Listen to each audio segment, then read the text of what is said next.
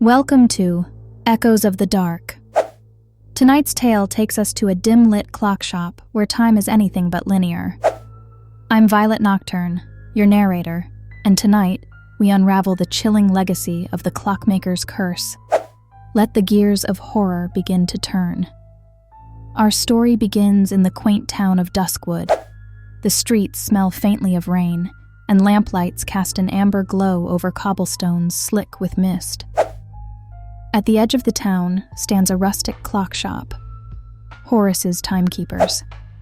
Its windows are darkened and layered with dust, but the faint ticking emanating from within is incessant, as if time itself beats stronger here. Horace Caraway, the shop's lone master, is an old man shrouded in mystery. His silver hair is pulled back tightly. His eyes are sharp but haunted. He wears a pocket watch on a rusted chain close to his chest at all times. Townsfolk rarely see him leave the shop, and when they do, whispers follow. Some say he can fix timepieces without touching them. Others claim he's cursed, a man doomed by time itself. The rumors are fueled by his infrequent but notable clients, people desperate to mend heirlooms. They walk into Horace's shop and emerge different, gaunt, distracted, and eerily quiet. This has been the town's open secret for decades, but no one dares speak it aloud. Tonight, the shop's bell chimes, not from a customer, but from the wind. Horace sits hunched at his workbench. Cogs and watch hands are spread across the surface like a surgeon's tools. He's preoccupied with a pocket watch brought in earlier by a young woman named Clara, one of the few locals who doesn't fear him. The watch belonged to her late grandfather, she explained, and it had stopped ticking on the hour of his death.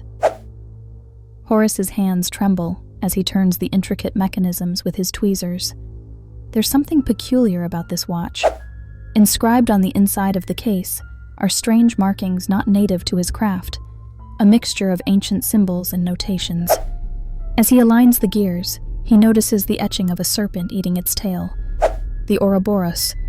Its presence feels heavy, laden with secrets. Horace hesitates. Memories he's tried to forget flood back. The cursed timepiece, the one he vowed never to create again. And yet here it is, whispering its power just under his fingertips. An intrusive, haunting tick-tock begins to resound in his ears, louder than the actual clocks surrounding him. "Impossible," he whispers, fleeing to the back room, clutching his chest.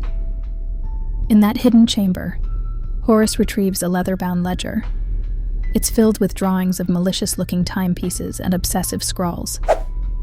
These are the forbidden creations of his past, mechanisms designed not merely to control time, but to alter it.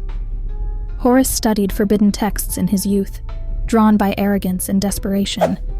He sought to save someone he loved deeply but lost, his wife, Eleanor. She drowned in a river decades ago.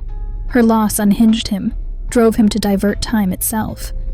But the price for meddling in chronomancy was her voice haunting his shop every night. "Horace!" it calls again, low and raspy, echoing from Clara's pocket watch. His breath quickens. Her ghost whispers, "You promised to never forget me, yet you betrayed time. Set it right." Sweat gathers on his brow. He mutters, "I didn't choose this, Eleanor. The watches lured me." He closes his eyes and hears another sound, a relentless ticking. No, this is different. A backward rhythm. Time unwinds at impossible speeds. His workshop grows younger in a blur. Finished clocks reverse into parts.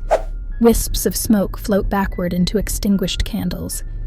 The safe haven he's built crumbles in distorted chaos. Against his instincts, he opens Clara's watch again.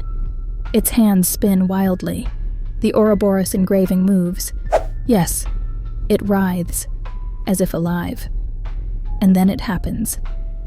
The air stands still, sharp as glass. Horace collapses beside an antique grandfather clock. His surroundings are desaturated, except for the ethereal figure of a woman standing above him. Her face is a grotesque mosaic of Eleanor, half lovely, half decayed, as though caught in rotting mid-animation.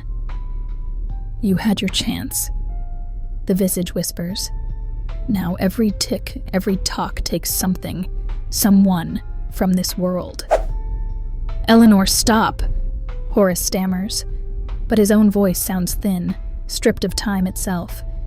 He scrambles to his feet as she points to the pocket watch, ticking down furiously. Each chime echoes into the heavens with chilling finality. Horace watches in horror as the people of Duskwood vanish. Shop by shop, street by street, existence itself folds away like chapters in a closing book. Breathless, he clutches the cursed watch. Could smashing it save the town? Bring everyone back? He hesitates. Suddenly, Clara appears. Or a vision of her. Her features are gaunt, like Horace's other victims.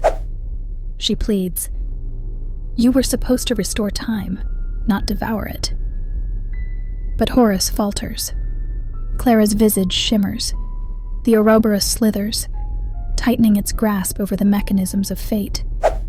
The last thing he hears as everything turns to black is the synchronized wail of every clock in existence crying, "Too late." And then, silence. When the world exhales again, Duskwood no longer exists. Horace's shop remains, suspended in an endless void, a timeless testament to what happens when mortals tinker with eternity. That is the tale of the Clockmaker's curse, a man tormented by his own obsessions, consumed by the gnawing knot of guilt. Remember, dear listener, time is a treasure entrusted delicately into our hands. Dare not try to master it, lest it consumes you instead. I am Violet Nocturne, bidding you good night. And remember, some clocks tick for time and others, well, they tick for terror.